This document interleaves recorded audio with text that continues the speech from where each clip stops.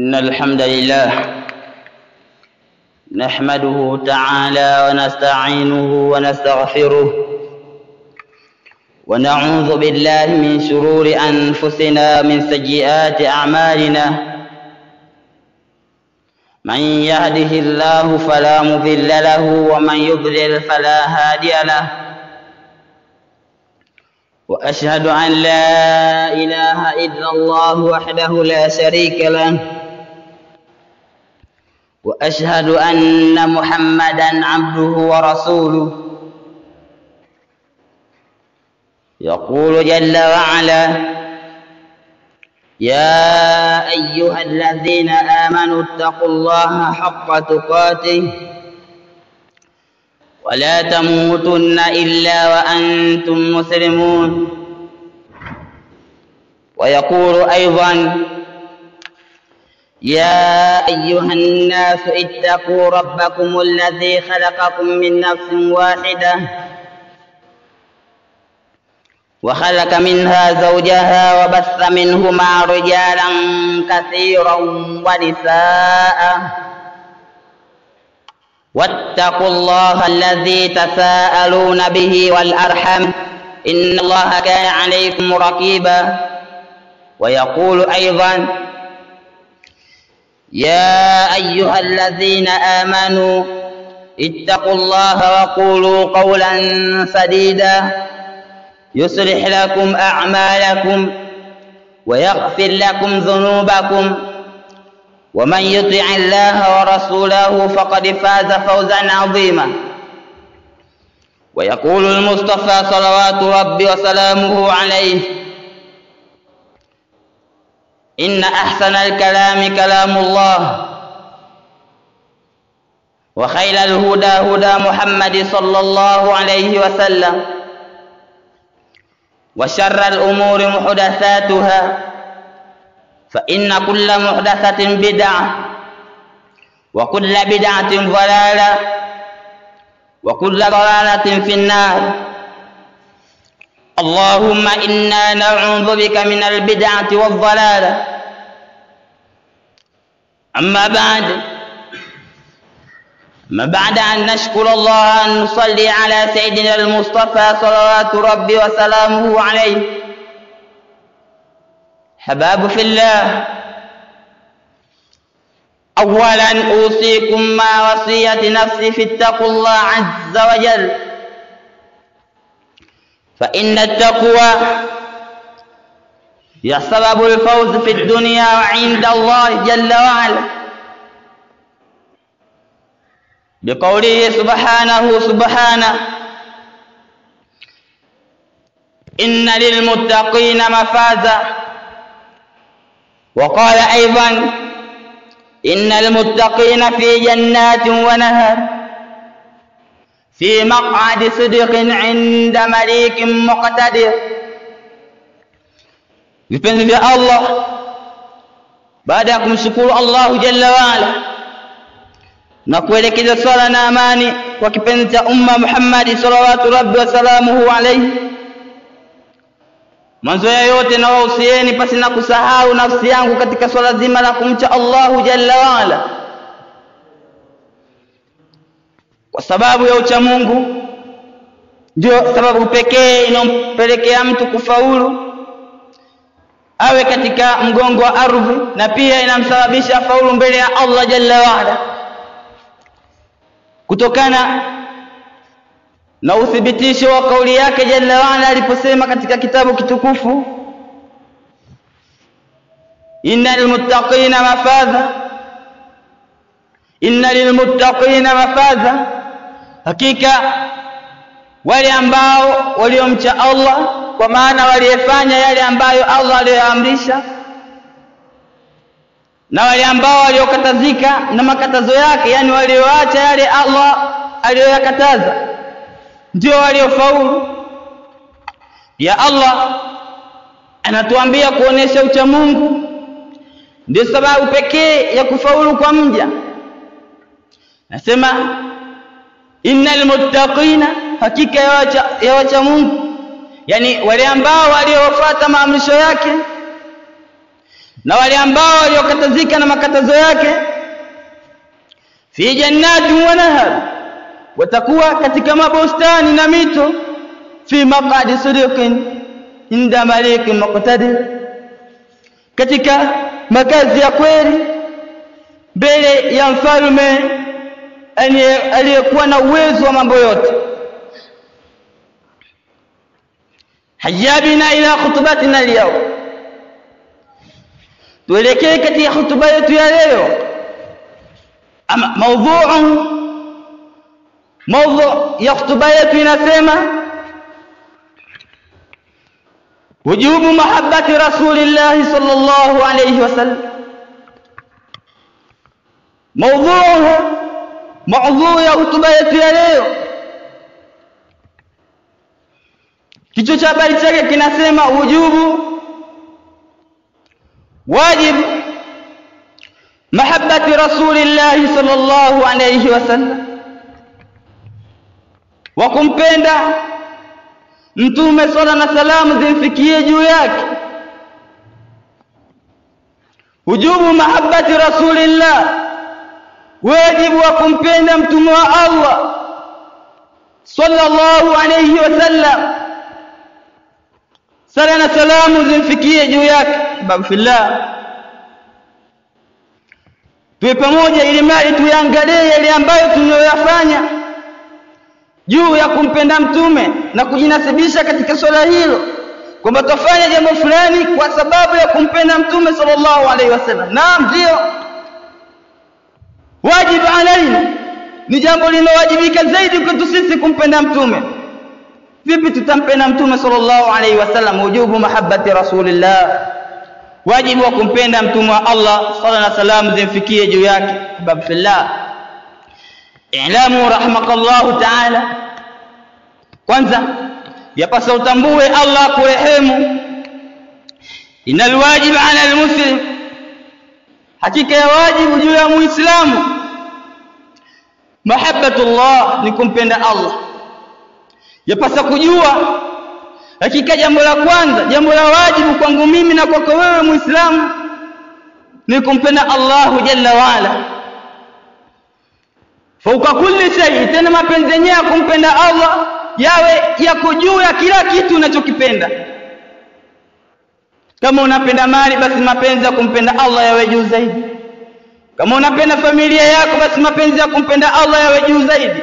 Fauka kulli shay, yawe juu ya kila kitu. لأنه بسبب يا الله والذي خلقنا ورزقنا وتفضل علينا, yeye ndiye ambaye aliyetuumba na pia ndiye aliyeturuzuku na pia watafaddala alaina bina'amihi al'azima, na akafadhilisha kwetu sisi kwa neema zake kubwa tukufu. Hivyo basi haina sababu ya kutokumpenda yeye ambaye alotufanyia wepesi haya yote.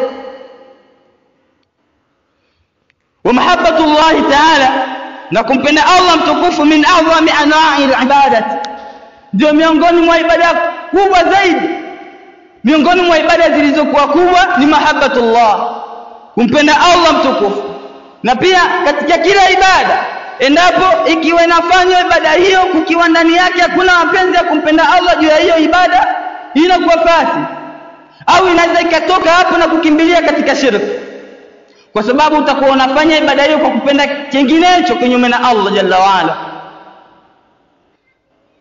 Allahu jalla sha'nuhu anasema, wa minan nasi man yattakhidhu min duni llahi andada yuhibbunahum ka hubbillah walladhina amanu ashaddu hubban lillah.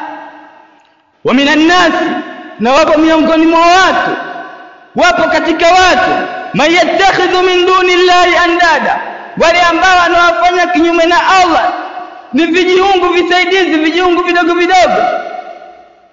Yuhibbunahum ka hubbillah, vijiungu vyao hivi wanavipenda kama penzi la kumpenda Allah.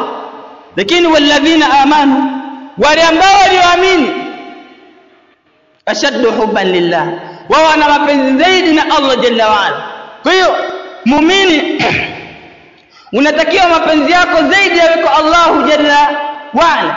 Ama ukiingiza au ukachanganya mapenzi ya Allah na vinginevyo, tayari umeshaingia katika shirki, kwa kauli ya Allah, wa minan nasi man yattakhidhu min dunillahi andada. Kuna baadhi ya watu ambao wasiokuwepo katika mwenendo uliokuwa sahihi, wanawafanya kinyume na Allah vijiunge vidogo vidogo, masanamu, mizimu, makaburi na vinginevyo. Yuhibbunahum kahubbillah, wanawapenda kama penzi la kumpenda Allah. Lakini walladhina amanu ashaddu hubba lillah, wale ambao walioamini mapenzi yao zaidi yapo kwa Allahu jalla wa ala. Kwa hiyo jambo la kwanza kulitambua mimi na wewe ni kumpenda Allah, mapenzi ambayo yawe juu ya kila kitu tunachokipenda. Thumma, kisha baada ya hapo, baada ya kumpenda Allah, innahu yajibu ala al-'abdi ba'da dhalik, ni wajibu juu ya mja baada ya hapo, innahu wajibu ala al-'abdi ba'da dhalik, ni wajibu juu ya mja baada ya hapo, mahabbatu rasulillah sallallahu alayhi wasallam, kumpenda mtume sala na salamu zimfikie juu yake. Idh huwa rahmatul muhdat, kwa sababu yeye ndiye rehema ya mwongozo. Yeye mtume sallallahu alayhi wasallam ameleta kwa ajili ya kuongoza umma ambao tumepatikana katika umma huo sisi tuliokuwa katika wakati huo.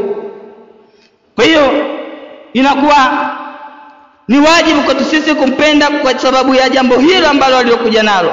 Vile vile alladhi tafaddala Allah tabaraka wa taala bi'lisarihi linnas, Allah amefadhilisha mtume kwa kumtuma kwa watu wake. Hii ni miongoni mwa sababu za sisi kuelekeza mapenzi yetu kwa mtume sallallahu alaihi wasallam. Allah alimtuma mtume liyukhrijahum min adh-dhulumati ila an-nur, lengo watoe hawa watu kutoka katika viza vilivyokuwa navyo vya shirki, waingiza katika nuru ambayo ya imani. Fa innahu la yadkhulu ahadul janna, hakika ilivyo hakuna yeyote atakayeweza kuingia peponi illa bitaati, isipokuwa kwa toa ya kumtii mtume sallallahu alaihi wasallam, wa itibai hadihi, na kwa kufuata mwongozo wake aliyokuja nao mtume sallallahu alaihi wasallam, wa sayri ala nahjihi wa taqdim mahabbatihi, na vile vile kupita katika mwenendo wake, katika njia zake alizozipita mtume. Sio hivyo, wa taqdim mahabbatihi ala man siwahu min al-khalq, na kutanguliza mapenzi yake kumpenda yeye Allah kinyume na mwinginewe katika viumbe. Yani kwamba mapenzi ya mtume sallallahu alaihi wasallam yawe ni juu kuliko chenginecho katika viumbe. Cha kwanza ni mahabbatullah, kumpenda Allah. Alafu cha pili kinachofuata ni kumpenda mtume sallallahu alaihi wasallam. Allah inabidi apendwe juu ya kila kitu, na vile vile mtume inabidi apendwe kinyume au zaidi ya vile vingine. Wale wengine wote tunawapenda, iwe ni familia, iwe ni watoto na wengineo katika vile ambavyo tunavipenda, basi mapenzi ya mtume sallallahu alaihi wasallam inabidi yawe fauka, yawe juu ya hapo.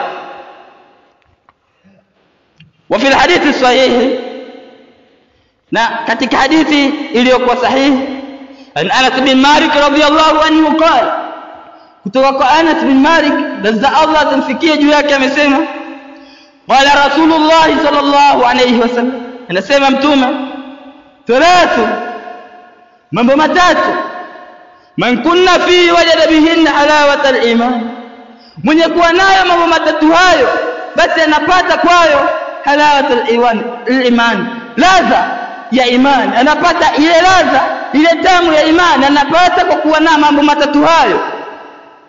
Thalathu, mambo matatu, man kunna fihi wajada bihinna halawata al-iman, mwenye kuwa nayo anapata kwa mambo matatu hayo aliyokuwa nayo ladha tamu ya imani.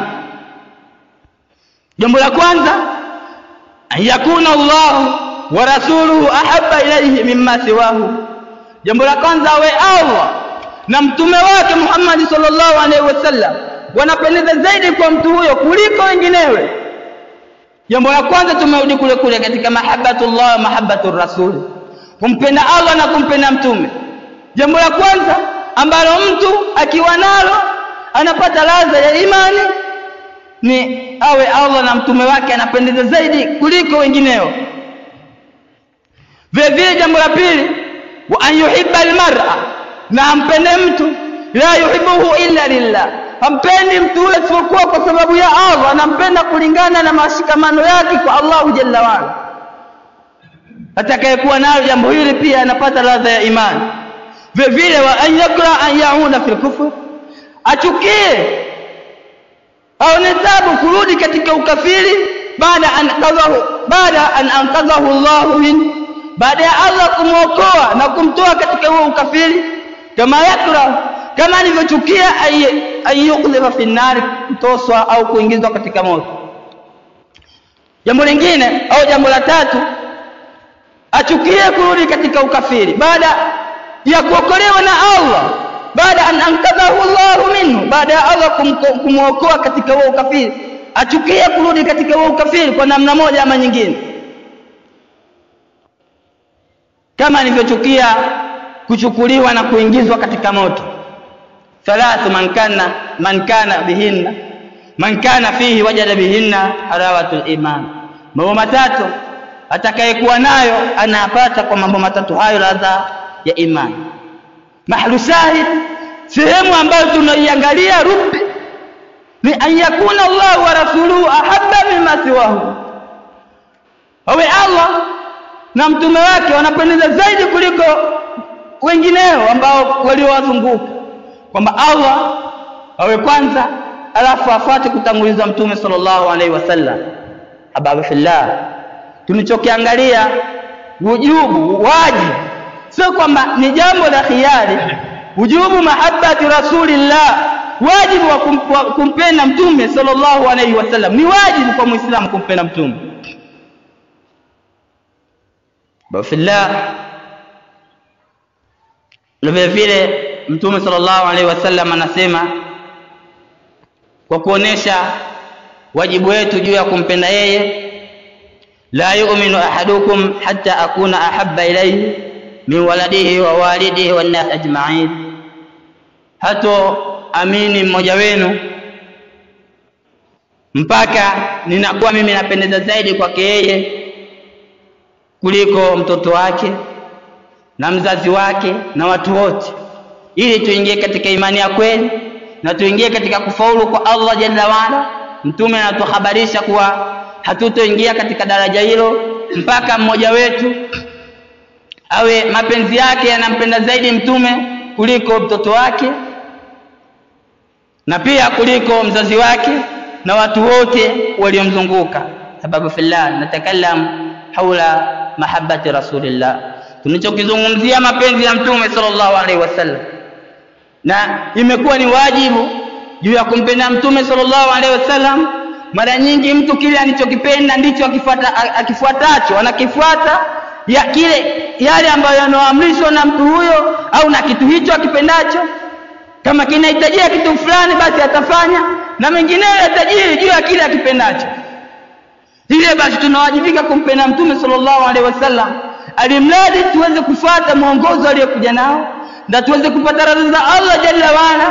Hii itatupelekea kuingia katika malipo ya Allah jalla waala, malipo ya kudumu katika pepo yake ya milele.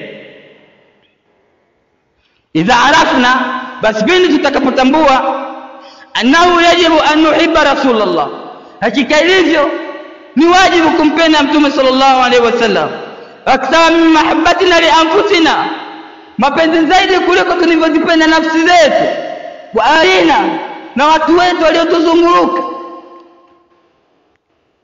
wa auladina, na vile na watoto wetu. Fa innahu, hakika ilivyo, yambaghi an na'rifa maana hadhihi almahabba, kwanza inapasa tujue maana ya haya mapenzi ya kumpenda mtume sallallahu alaihi wasallam ni yapi au ni kwa namna ipi.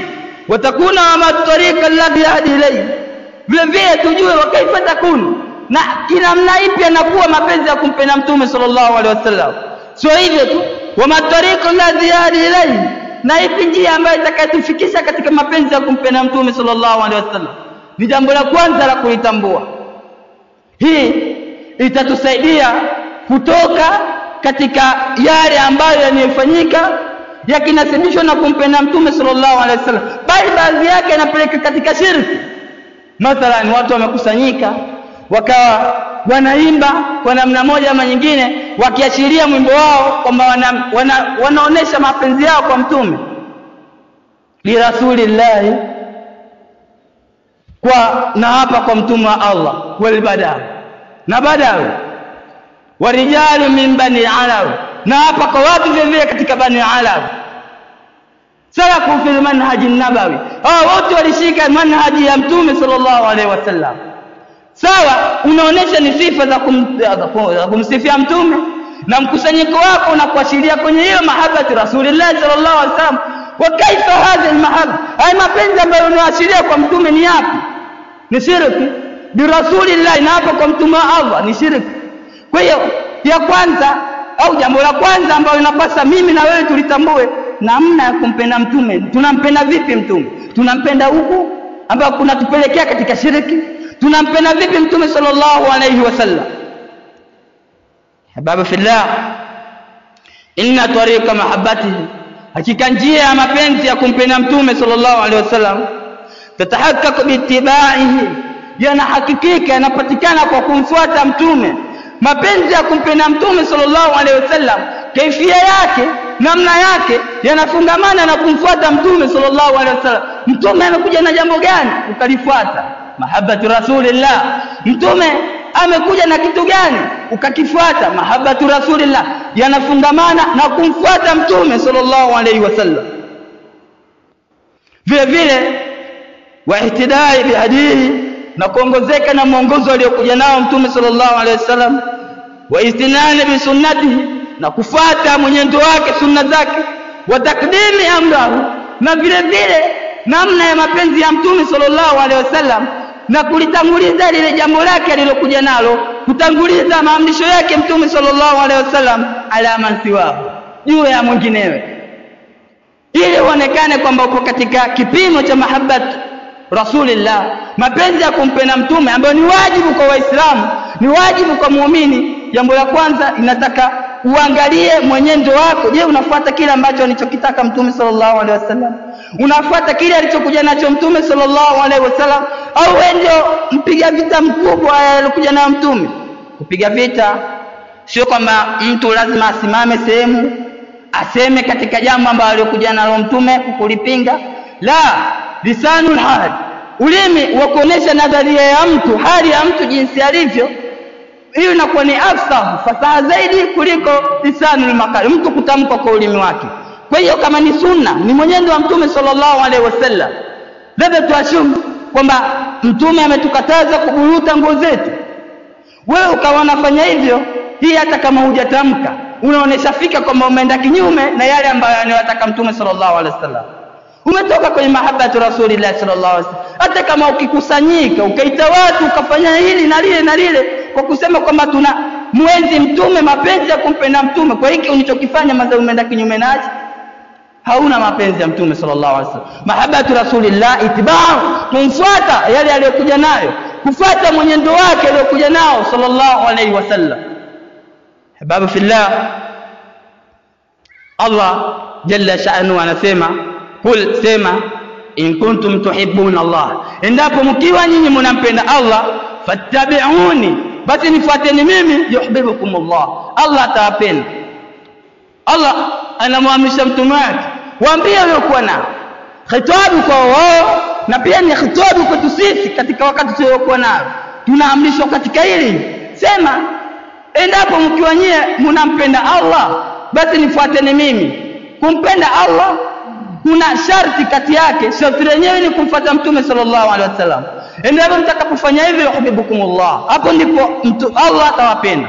Kwa hiyo ili tupendwe na Allah jalla waala, cha kwanza ni kumpenda mtume sallallahu alaihi wasallam. Fattabi'uni, nifuateni mimi. Mapenzi yake ni kumfuata mtume kwa yale ambayo aliyokuja nayo. Qala ta'ala, Allah pia amesema juu ya mahabbatu rasulillah, mapenzi ya mtume sallallahu alaihi wasallam, kul, sema ya Muhammad, in kana abaukum, endapo ikiwa mababa zenu, wa abnaukum, na watoto wenu, wa ikhwanukum, na ndugu zenu, wa azwajukum, wake zenu, waume zenu, wa ashiratukum, na jamaa zenu, familia zenu, wa amwalu, na mali ambazo iktaraftumuha, mlizozichuma, wa tijaratun, na biashara, takhashuna kasada, ambazo mnaogopea kuharibika kwake biashara hizo, wa masakin tardhaunaha, na makazi, majumba mazuri ya kifahari ambayo mnayoyaridhia na kuyapenda, ahabba ilaikum, waambie kama ikiwa ndio hivyo vinapendeza zaidi kwenu nyinyi, minallahi wa rasulihi,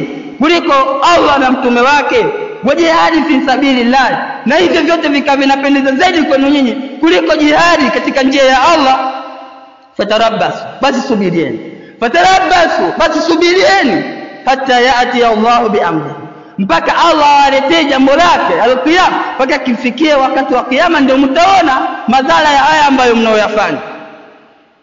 Fatarabbasu, basi subirieni, hatta yati Allah biamri, mpaka Allah ajie kwa jambo lake. Wallahu la yahdi alqawma alfasiqin. Na kwa taarifa zaidi, Allah hawaongozi watu mafasik. Inamaanisha kufanya haya yote, kupenda watoto wetu zaidi kuliko Allah na mtume wake, kupenda wazazi wetu zaidi kuliko Allah na mtume wake, mali ambazo tulizozichuma, majumba ambayo tunaoyakaa, tunaoyajenga kila siku, tunayaendea mbio nipate nyumba ya fulani, hivi vikiwa vinapendeza zaidi kwetu sisi kuliko Allah na mtume wake na njia na kupigana vita katika njia ya Allah, basi Allah anasema fatarabbas, tusubirie itakapokuja jambo la Allah, amri ya Allah. Hapo ndio tutaona ubaya wa yale ambayo tuliokuwa tunashikamana nayo. Tunachokiangalia mahabbatu rasulillah, kumpenda mtume wa Allah, ndio kunapelekea katika kufaulu kwa namna moja ama nyingine. Wa kaifiyatuha, namna ya kumpenda mtume tumeshaangalia, ni kufuata mwenendo ambao aliokuja nao na kuacha yale ambayo aliyakataza mtume sallallahu alaihi wasallam. Hapa ndio unaingia katika mahabbatu rasulillah, lakini sio kwamba umekaa unaimba unafanya hichi na kile, lakini katika yale ambayo aliamrisha mtume sallallahu alaihi wasallam, abadu baina al-mashriq, wewe umejitenga zaidi kati ya mashariki na magharibi. Mtume ameamrisha hili, wewe ulitaki. Mtume amesema watu wafanye hichi, wewe ukitaki. Alafu unasema kwamba naingia kwenye mapenzi ya mtume sallallahu alaihi wasallam. La, sio kaifia yake, sio namna kumpenda mtume sallallahu alaihi wasallam. Babu fillah, faqad ja'ala Allah tabaraka wa ta'ala mizana mahabbatillah wa rasulihi wa ittiba'u rasul. Allah amefanya au amejalia mizani ya kumpima mtu anaingia katika mapenzi ya kumpenda Allah, na vile vile kumpima mtu kwamba anaingia katika mapenzi ya kumpenda mtume wake ni kumfuata mtume. Ndio mizani mkubwa, kipimo kikubwa cha mtu ambaye anayempenda Allah, anayempenda mtume sallallahu alaihi wasallam. Mimi na wewe tuweke kipimo hichi mbele yetu, kumfuata mtume sallallahu alaihi wasallam. Lipi tunamfuata mtume na lipi tunamwacha mtume? Ndio tutaangalia, je, tupo katika mahabbatu rasulillah, jambo ambalo ni la wajibu kwetu sisi. Qul in kuntum tuhibbuna Allah wa rasulahu fattabi'u, qul in kuntum tuhibbuna Allah fattabi'uni yuhibbukum Allah. Sema, endapo mkiwa nyinyi mnampenda Allah, basi nifuateni mimi, atawapenda Allah kama yeye mnavyompenda. Kwa hiyo kipimo cha kukiangalia mimi na wewe na mwinginewe ni kuangalia kiasi gani tunamfuata mtume katika yale ambayo aliyokuja nayo. Vipi tunafuata mwongozo wa mtume sallallahu alaihi wasallam, na wala sio kwa njia zinginezo. Babu fillah, makanatu rasuli inda almuslimin, nafasi ya mtume sallallahu alaihi wasallam kwa Waislamu. Inna rasulullah sallallahu alaihi wasallam, hakika mtume wa Allah sallallahu alaihi wasallam zimfikie juu yake, ghaniyu anil itra. Hili ni jambo la kwanza tulifahamu.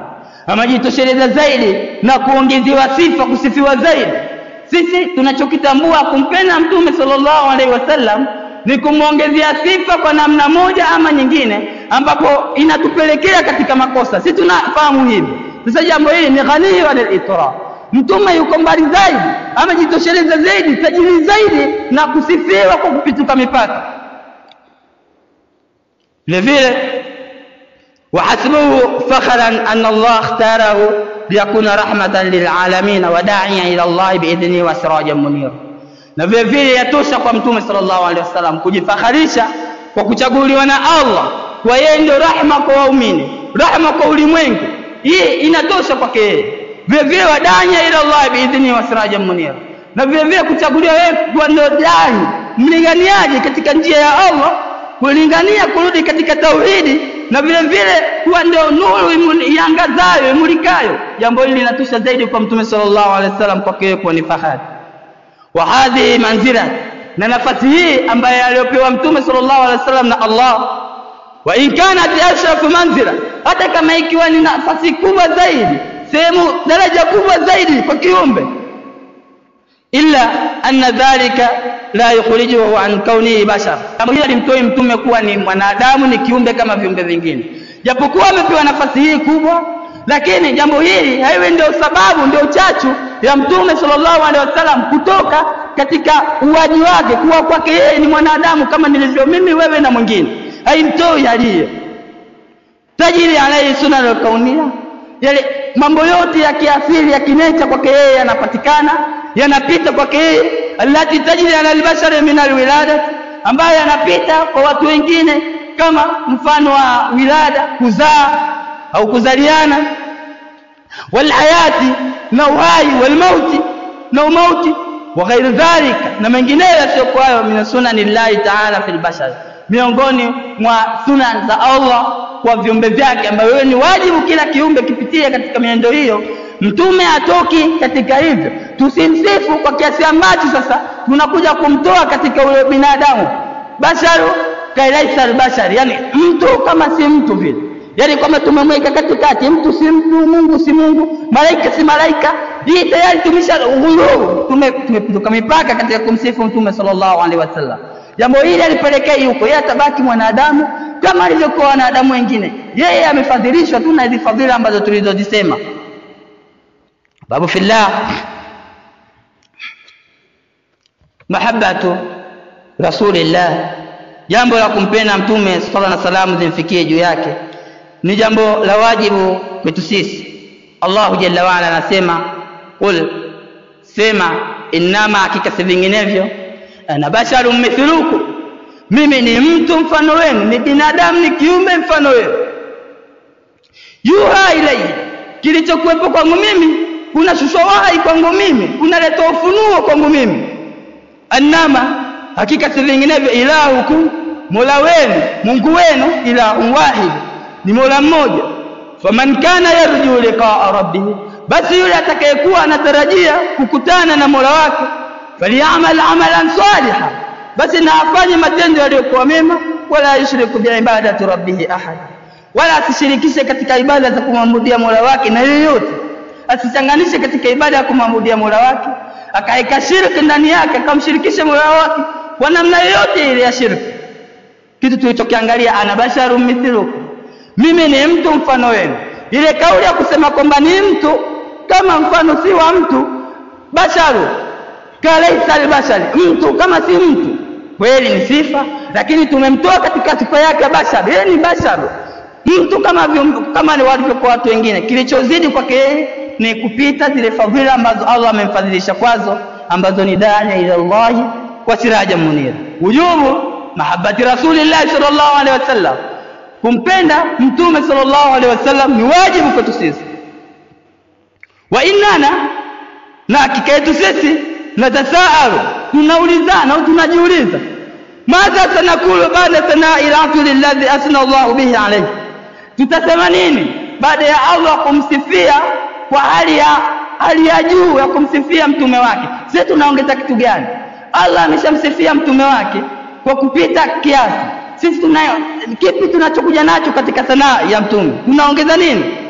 Allah jalla wa ala anasema, wa innaka la'ala khuluqin adhim, wewe uko juu ya tabia tukufu, kwamba wewe tabia zako ni njema zaidi. Wewe unakuja na kitu gani cha kuongeza katika jambo hilo? Kipi unachokuja nacho? Allah vile anasema, laqad ja'akum, hakika amewajieni, rasulun min anfusikum, mtume kutokana na nafsi zenu, yani mtume kati yenu nyinyi wenyewe. Sifa zake, anamsifu Allah mtume huyo, azizun alayhi ma'anitum, anashughulisha zaidi na yale yanayowapatabu, yale yanayowatesa, yeye anamshughulisha zaidi. Vile harisun alaikum, anakupa zaidi kwa nyinyi katika mambo yenu, masuala yenu, ibada zenu na mengineyo. Harisun alaikum bil mu'minina, waamini, wa ufur rahim, ni mpole mwingi wa rehema. Nyinyi mimi na wewe na mwingine tutaongeza sifa gani katika sifa hizi alizomtumia alizomsifu Allah mtume wake sallallahu alaihi wasallam? Hakuna nafasi ya kuongeza sifa ya kupituka mipaka katika kumsifia mtume sallallahu alaihi wasallam. Mapenzi ya kumpenda mtume tumeshaangalia ni kufuata mwenendo aliyokuja nao mtume sallallahu alaihi wasallam, ambaye itatupelekea kufuata kile alichokiamrisha na kukatazika na makatazo yake. Hiki ndio kipimo sahihi, sio kuja na maneno ya ziada katika sifa za mtume mpaka inakupeleka katika shiriki na mengineyo ambayo hayahitajiki. Hii si katika njia za kumpenda mtume sallallahu alaihi wasallam.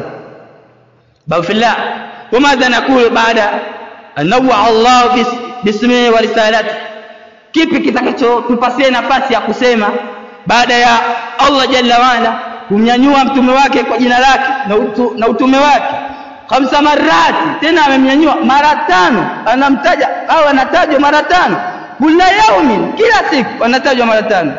Kila maarufi al-adhan, kila pale inaposomwa adhan, inaponyanyuliwa adhan mtume sallallahu alaihi wasallam anatajwa. Wa madha sanakulu baada kauli Allah ta'ala, kipi ambacho tutakisema baada ya Allah kusema warafana laka dhikraka, na sisi tumenyanyua mtajo wako wewe Muhammad. Sisi tunafanya nini? Tunanyanyua kitu gani kwa mtume sallallahu alaihi wasallam? Mapenzi ya kumpenda mtume sallallahu alaihi wasallam la budda, lazima yawe na mipaka maalum ya kuishiria, na wala sio kutoka mipaka na kutuingiza katika shirki kwa namna moja ama nyingine.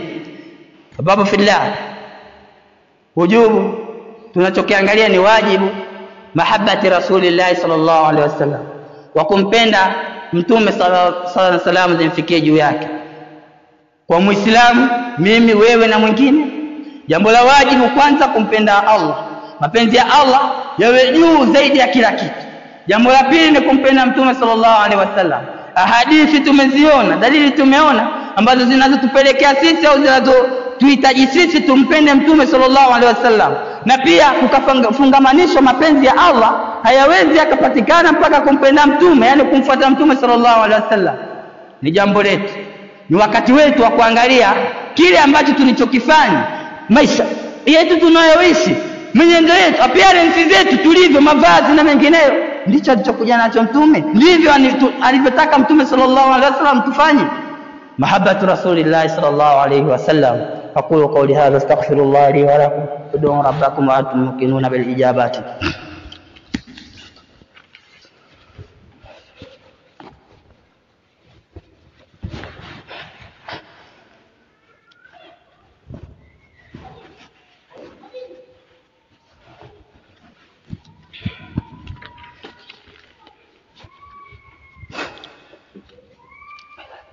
Alhamdulillah wassalatu wassalamu ala rasulillah wa ba'd.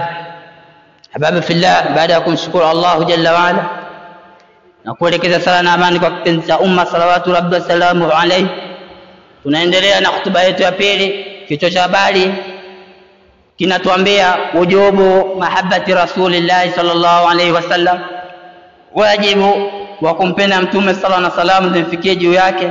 Tumeona kwamba mapenzi ya kumpenda mtume ni wajibu kwa kila Muislamu, na namna ya kumpenda mtume sallallahu alaihi wasallam sio kwa mwenendo wa anashidi kumwimbia, sio kwa mwenendo wa kukusanyika kufanya hili na lile na mengineyo, bali kwa kumfuata yale ambayo aliyokuwa akiyafanya.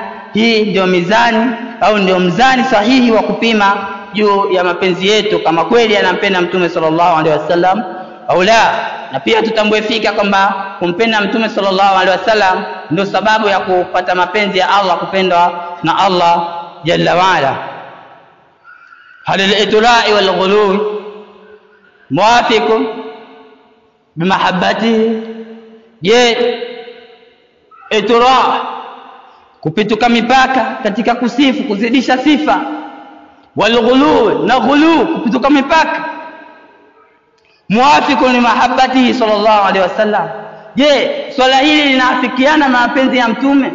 Kupituka mipaka katika kumsifu mtume, ukasema mtu kama si mtu vile, yani umemnyanyua katika sehemu hiyo ukamwacha katikati hapa, umemfunga katikati hapa muallaq, kwamba ni mtu au si mtu, upo kati na kati, kutokana na zile sifa ambazo tulizomjazia tukaja kufikia hatua hiyo kusema hivyo.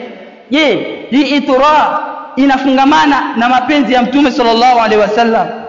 Inna mahabbata rasulillah sallallahu alaihi wasallam, hakika ya mapenzi ya mtume, kumpenda mtume sallallahu alaihi wasallam tumfikie juu yake, yajibu an takuna ala manhaji sahih, ni wajibu yawe katika mwenendo uliokuwa sahihi, yafate manhaji uliokuwa sahihi, alladhi ambayo haddadahu rasulullah sallallahu alaihi wasallam, yeye mtume mwenyewe amewekea mipaka. Kwa hiyo tufuate mwenendo ule mtume sallallahu alaihi wasallam, yeye mwenyewe amewekea kingo kwamba mimi nisifiwe mwisho huu, mimi natakiwa sifa zifikie hapa, na wala sio kuvuka katika mipaka hiyo. Vile vile bitajannubi al-ifrat, kwa kujiepusha na kuzidisha sifa kwa mtume, wa tafriti, na kupunguza sifa kwa namna moja ama nyingine. Fakad thabata fil hadithi sahihi, hakika imethibiti katika hadithi iliyo sahihi, an Umar ibn al-Khattab radiyallahu anhu qala, kutoka kwa Umar amesema, qala Rasulullah sallallahu alayhi wasallam, amesema mtume wa Allah, la tuturuni kama atrat an-nasara Isa ibn Maryam, msizidishie sifa, msinifanyie itra, msiongeze sifa kwangu mimi kama manaswara walivyozidisha sifa kwa Isa ibn Maryam, msifanye hivyo. Fa inama, kwa hakika si vinginevyo, ana abduhu, mimi ni mja wake Allah, ana abduhu, mimi ni mja wake Allah, faqulu, basi semeni, Abdullah wa rasuluhu, ni mja wa Allah na mtume wake. Hichi ndicho ambacho alichotuwekea mtume sallallahu alaihi wasallam, iwe ni mipaka kwetu sisi katika kumsifu mtume. Msiniongezee sifa kama manaswara walivyomuongezea sifa Isa ibn Maryam. Wamefanyaje? Walimuita mtoto wa Mungu, wakaona hajatosheleza, sifa zake zitakuwa chache kwa upande huo, wakamuongezea kidogo, wakamwekea daraja la uungu, wakasema sasa huyu ni Mungu, huyu ni Mungu, ametoka katika ibnullah wakaenda kwamba huyu ni Mungu. Msifanye hivyo. Inamaanisha kwamba endapo tutakapokuwa tunamsifu mtume sallallahu alaihi wasallam, basi na mipaka maalum ya kuishia kwenye mipaka hiyo, hii itatupelekea katika itira, itatupelekea katika shirki kwa namna moja ama nyingine. Na tunaona hali zetu, jamii iliyotuzunguka, namna ambavyo walivyomsifia mtume sallallahu alaihi wasallam, walivyompenda mtume sallallahu alaihi wasallam, kinyume na vile ambavyo tulivyoelezea kwamba kumpenda mtume sallallahu alaihi wasallam ni kumfuata mizani yake, kipimo chake sahihi, kwamba wewe unampenda mtume, kumfuata. Hamna hata mmoja unayemfuata mtume sallallahu alaihi wasallam, bali unakuja kutengeneza nyimbo, unakuja kuweka haya na yale ambayo yanakupeleka katika shirki. Jambo hili mimi na wewe na mwingine tuliangalie, ili situingize pabaya, kwa sababu tunaweza tukaona kwamba tumengangania katika ibada, tunafanya ibada, lakini kumbe ikawa ni habaa mansur, hakuna faida yote, vumbi tu lenye kutuperuka, mwisho wake tukaja kutumbukizwa katika moto. Hababu fillah, natakallamu haula wujubi mahabbati rasulillah sallallahu alaihi wasallam. Mazungumzo ya leo ni kumpenda mtume sallallahu alaihi wasallam. Kitu ambacho cha mimi na wewe kuondoka nacho hapa ni mizani ya kumpenda mtume sallallahu alaihi wasallam. Mizani yake ni ipi? Mizani ni kuangalia, je, tunamfuata mtume katika yale aliyoamrisha? Mtume amekuja na hili, ametuongoza katika hili na hili na hili. Je, sisi tupo katika hizo njia au tuko mbali zaidi? Kama tuko mbali zaidi, tutafute namna ya kurudi, ili mradi tuwe katika mapenzi ya mtume sallallahu alaihi wasallam. Na hatuwezi tukapata mapenzi ya Allah, hatuwezi kupendwa na Allah jalla wala, isipokuwa mpaka tumpende mtume, mpaka tumfuate mtume sallallahu alaihi wasallam. Kul in kuntum tuhibbuna Allah fattabi'uni yuhibbukumullah. Sema Muhammad kuambia watu wako, ambao tumesema khitabi, mazungumzo haya ni kwetu sisi pia, kwamba kama mnampenda Allah basi nifuateni mimi, yani nifuateni mimi mtume, hapo Allah atawapenda.